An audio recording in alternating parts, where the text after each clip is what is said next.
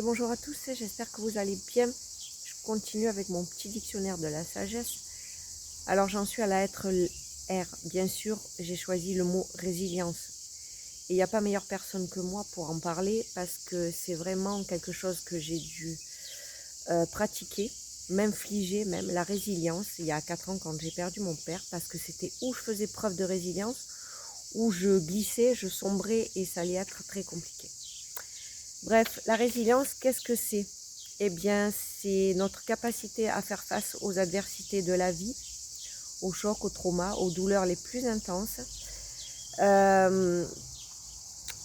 transformer cette douleur en force, si possible, à se surpasser pour en sortir le plus indemne possible. Alors, une personne, en fait, doit comprendre avant tout, en situation difficile, qu'elle est architecte de sa vie, de son destin, de son propre bonheur avant tout.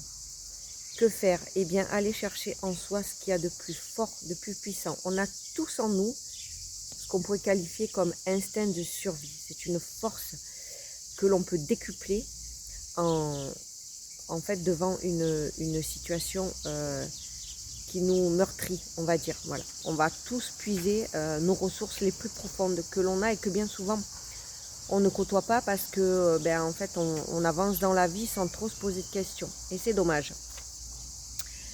Donc ne pas laisser bien sûr les tracas de la vie nous détruire, accepter ce que l'on ne peut pas changer. Alors ça c'est quelque chose de primordial.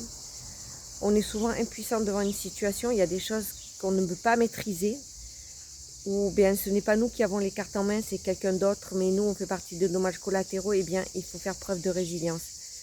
Accepter que dans cette situation-là, on ne va pas pouvoir nous prendre les rênes. Donc, faire preuve de résilience, se donner la force et le courage de continuer coûte que coûte.